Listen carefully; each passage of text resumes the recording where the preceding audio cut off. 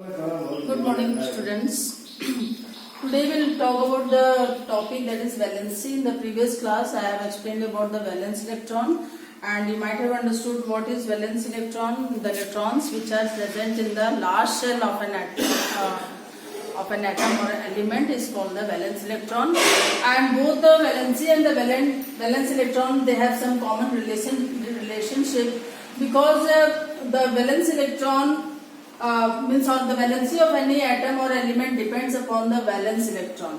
So what is actually the valency? Valency is the combining capacity of an atom or an element. Combining capacity means how many electrons an atom combines with another atom or another element, that only forms its valency. So here we have to study about how to derive the valency of metal and non-metal. So as you all know that the valency of the metal can be derived by the number of valence electrons which are present in the particular element. Like we can take the example of sodium. Sodium is a metal, so its atomic number is 11. So its electronic configuration means that is the arrangement of electron in different shells will be 2, 8, 1. Means the K shell will occupy 2 electron, L shell will occupy 8 electron and M shell will occupy 1 electron. Means in the last shell is the M shell, so M shell has how many electron? 1 electron. So 1 electron will be the valency of the metal. Means valency of the metal can only be derived by the number of valence electron, or we can say the number of electrons which are present in the last shell. And the valency of non-metal can be derived by subtracting the number of valence electron by 8, means 8 minus number of valence electron. Like here we have taken the example of nitrogen. Nitrogen has atomic number 7, so its electronic configuration will be 2, 5. 2, 5 means the K shell will occupy 2 electron and L shell will occupy 5 electron. So here the last shell is L shell, so L shell will have 5 electron, means 5 will be its valence electron. But if we derive the valency of this nitrogen, because it is a non-metal, so we have to subtract the 5 from 8. Means 8 minus 5, so 3. We'll get 3 and 3 will be the valency of the nitrogen. Here also we can take the example of oxygen. Oxygen has atomic number 8 and its electronic configuration is 2, 6. Means first shell will occupy 2 electron and second shell will occupy 6 electron. So K and L shell both, only 2 shells are there. So last shell will have 6 electron, means valence electron is 6, but its valency will be 8 minus 6, means 2. So valency of the oxygen will be 2. Now in the third example we can take the carbon. Carbon has atomic number 6 and electronic configuration is 2 and 4. Means K shell will occupy 2 electron and L shell will occupy 4 electron. So here what we'll have to derive, carbon is also non-metal. So here also we have to subtract the number of valence electron from 8. Means 8 minus 4 is equal to 4. So 4 will be the valency of the carbon. So to derive the valency of metal, we have to only take the number of valence electron or the electron which are found in the last shell. But if we want to derive the valency of the non-metal, so we have to subtract the number of valence electron by 8. So this is all about the how to derive the valency. Now there are two types of valency, and that is the electrovalency and covalency. Electrovalency is always formed by the loss or gain of electron. Means either the electrons are lost or it is gained. So how many electrons they lose or gain, that only it is called electrovalency. And here just now we have taken the example of sodium. So here what happens, sodium has electronic configuration 281, means its electrovalency will be 1, because when sodium combined with other element, it will lose its 1 electron to the another element. Suppose chlorine. So it will lose 1 electron to the chlorine atom, so the electrovalency of the sodium will be 1. So how many atom the electron the atom is losing or gaining, that only form its valency. Like here also we can take the example of chlorine. Chlorine has atomic number 17, so its configuration will be 287. So in the last shell it is having 7 electrons, so how many electrons it need to achieve the inert gas configuration? So it requires only 1 electron. So to form the inert gas, achieve the inert gas configuration, it requires one electron. So one electron it will take from the sodium or from other element, whomever it is combining. So that's why the electrovalency of the chlorine will be 1. So here you might have understood what is electrovalency. So electrovalency is the valency which is formed by either loss or gain of electron. But here if we talk about the second type, that is covalency. So covalency is always formed by the sharing of electron.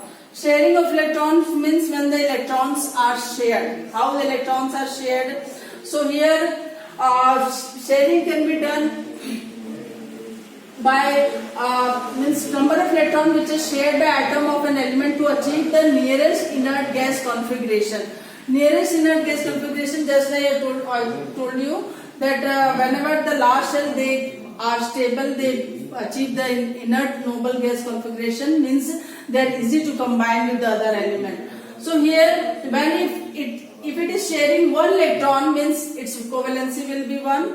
And whenever any element shares 2 electrons, its covalency will be 2. And if it shares 3 electrons, its covalency will be 3, and so on. The same way it goes on. Like here we can take the example of chlorine also. Here just now we have taken the example, same example. Here the electrovalency of chlorine is 1 because it has gained 1 electron from the sodium atom. But here we are talking about how the electrons are shared. So chlorine has atomic number 17, as you all know, and configuration will be 287, means it needs 1 electron to complete its octet, or we can say to achieve the inert gas configuration. So what will happen? This chlorine atom, the last one, that is 7 electron, it will gain, or it will accept 1 electron from the sodium or another element whom it combines. So its covalency will be 1 because it has gained 1 electron. So here what I want to tell you that here the sharing of the electron is taking place. Now the nitrogen, like nitrogen has atomic number 7. Its configuration is 2,5. So 2,5 means last shell the number of electron is 5. So here it is also nitrogen. Means nitrogen is non-metal. So here also we can subtract by 8. That is 8 minus 5. So how many electron the nitrogen combines with the other element? That is the 3. So 3 will be its covalency, not 2. Here the covalency of the nitrogen will be 3 because by subtracting 8 minus 5 means 3 electron will come. And carbon also, carbon has atomic number 6, so its configuration will be 2,4. So 2,4 means last shell has 4 electron. So here what will happen? 8 minus 4. 8 minus 4 means 4 electrons will be, it will combine with other elements to form, so its covalency will be 4. So covalency means the number of electrons which are shared by an atom of an element to achieve the nearest inert gas electron configuration. And whenever there is loss or gain of electrons, then it is called electrovalency. As we have taken the example, this many examples: sodium, magnesium, aluminium, chlorine, oxygen and nitrogen. So here what happens, the ions are forming, how many electrons they are losing or gaining, that only number of ions will be formed. Like sodium is losing 1 electron, so its ion will be 1, means its electrovalency will also be 1, so it will be represented as Na positive. And we all know magnesium has atomic number 12, so its configuration will be 282, so it will lose 2 electron to other element, so its ions will be 2 positive, so Mg 2 positive. Aluminium has atomic number 13, so its configuration will be 283. So 3 will be its ions formed because it will lose 3 electrons to other element. So what will happen? Al 3 positive. 3 positive it is written here because it has lost 3 electrons to other.